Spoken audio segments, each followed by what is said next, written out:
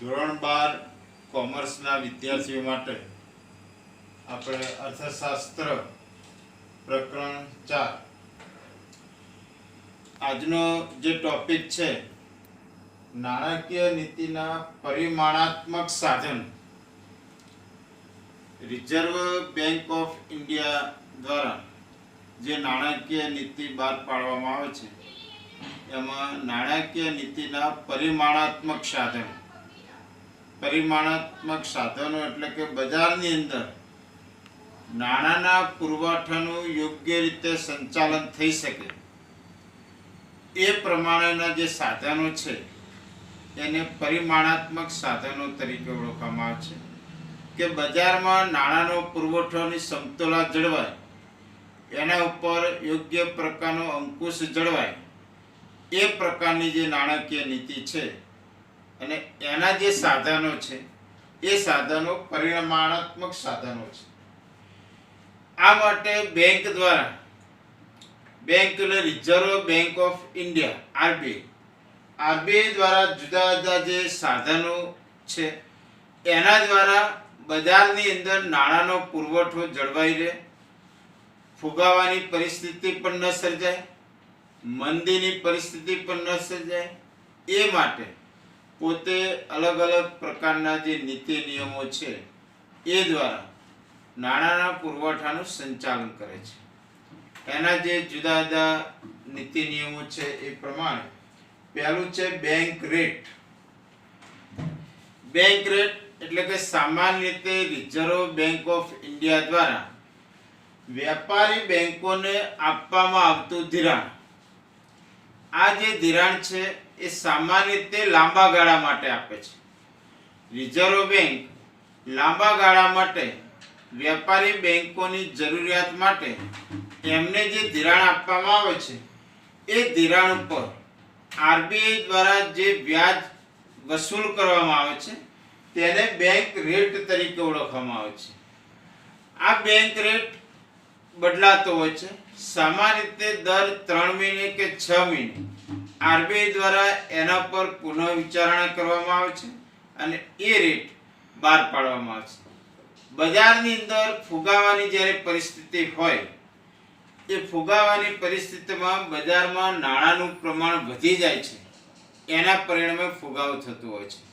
એટલે જ્યારે નાણાંનું પ્રમાણ વધી જાય એટલે બેંકો દ્વારા બજારમાંથી પુરવઠો પાછો ખેંચાય એના માટે બેંક રેટ ઊંચો રાખવામાં આવે છે.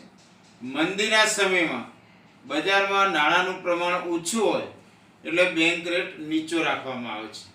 બેંક રેટ નીચો રાખવાથી ઓછા દરે વેપારી બેંકો વધારે નાણાં મેળવી શકે છે અને બજારમાં ફરતા કરી શકે છે.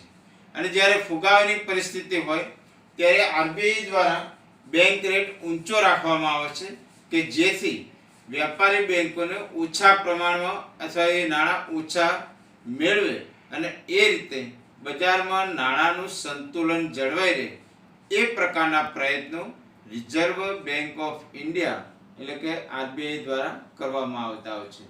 એટલે બજારની અંદર નાણાંની તરલતા જાળવવા માટે સામાન્ય રીતે આ બેંક રેટનો ઉપયોગ આરબીઆઈ દ્વારા થતો હોય છે. એમાં નાણાંનું યોગ્ય રીતે તરલતા જળવાય, ફુગાવાની પરિસ્થિતિમાં નાણાં પાછા ખેંચી શકાય, મંદીની પરિસ્થિતિ હોય તો બજારમાં નાણાં વધારે ઉપલબ્ધ થાય એ પ્રમાણે બેંક રેટ વધારે અથવા ઓછો એ કરવામાં આવે છે. એટલે આરબીઆઈ દ્વારા વેપારી બેંકોને લાંબા ગાળા માટે જે ધિરાણ કરવામાં આવે છે અને એના ઉપર જે વ્યાજ વસૂલ કરવામાં આવે છે એને ટૂંકમાં બેંક રેટ તરીકે આપણે ઓળખીએ છીએ. એવો જ બીજો શબ્દ છે રેપો રેટ. રેપો રેટ એ પણ આરબીઆઈ દ્વારા વેપારી બેંકોને પોતાની જામીનગીરીઓ જે છે એ જામીનગીરીઓ પરત લેવાની શરતે, આની અંદર એક શબ્દ છે કે આરબીઆઈ દ્વારા વેપારી બેંકોને પોતાની જામીનગીરીઓ પરત લેવાની શરતે ટૂંકા ગાળા માટે જે ધિરાણ આપવામાં આવે છે અને એના ઉપર જે વ્યાજ દર વસૂલ કરવામાં આવે છે એને રેપો રેટ તરીકે ઓળખવામાં આવે છે. એટલે એ રીતે વેપારી બેંકો જે છે એ વેપારી બેંકોને આરબીઆઈ દ્વારા ટૂંકા ગાળા માટે આ પ્રકારનું જે ધિરાણ છે એ ધિરાણ સામાન્ય રીતે આપવામાં આવે છે અને એના ઉપર જે દર વસૂલ કરવામાં આવે છે એ દરને રેપો રેટ તરીકે ઓળખવામાં આવે છે. આ રેટ પણ સમય પ્રમાણે આરબીઆઈ દ્વારા સમીક્ષા કરી એ રેટ ચેન્જ કરતા હોય છે, બદલાતા હોય છે. ત્રીજું, કપરા સમયમાં સ્થિરતા લાવવા માટેની જોગવાઈ. બજારમાં જ્યારે કપરો સમય ચાલતો હોય, અર્થતંત્ર જ્યારે મંદીના ભ્રણમાં સપાયેલું હોય, આવા કપરા સંજોગોની અંદર અર્થતંત્રને ફરીથી પાટા પર લાવવા માટે, અર્થતંત્રને ધબકતું રાખવા માટે રિઝર્વ બેંક દ્વારા કેટલીક જોગવાઈઓ કરવામાં આવે છે, કેટલાક નીતિ નિયમોની અંદર પરિવર્તન કરવામાં આવે છે. આ કપરા સમયની અંદર બેંકોને જ્યારે ધિરાણની જરૂરિયાત ઊભી થાય એવા સમયે બેંકોને ધિરાણ પણ આપવામાં આવે છે, વેપારી બેંકોને. સરકારને પણ જ્યારે નાણાંની જરૂરિયાત ઊભી થાય ત્યારે સરકાર એટલે કે કેન્દ્ર સરકારને પણ નાણાં આપવામાં આવે છે અને એ રીતે બજારમાં અર્થતંત્ર જે છે એ અર્થતંત્રને ફરીથી પાટા પર લાવવા માટેના પ્રયત્નો થતા હોય છે. એટલે કપરા સંજોગોની અંદર સ્થિરતા આવે, અર્થતંત્ર વધારે ગતિશીલ બને, મજબૂત બને એ માટેના કેટલાક પગલાં છે એ પગલાં રિઝર્વ બેંક દ્વારા લેવામાં આવે છે. એના માટે કેન્દ્ર સરકારને, વેપારી બેંકોને, નાણાકીય સંસ્થાઓને ધિરાણ આપવાની એક વિશેષ જોગવાઈ આની અંદર કરવામાં આવેલી છે. આગળ છે રોકડ અનામતના પ્રમાણમાં ફેરફાર. રોકડ અનામતનું પ્રમાણ એટલે કે CRR, જેને કેશ રિઝર્વ રેશિયો તરીકે ઓળખવામાં આવે છે. આ કેશ રિઝર્વ રેશિયો એટલે કે સામાન્ય રીતે વેપારી બેંકો પોતાના સભાસદોને ગ્રાહકો પાસેથી જે ડિપોઝિટ એકત્રિત કરે છે એ ડિપોઝિટના અમુક ટકા રકમ એમને રિઝર્વ બેંકમાં અનામતના પ્રમાણમાં મૂકવી પડે છે.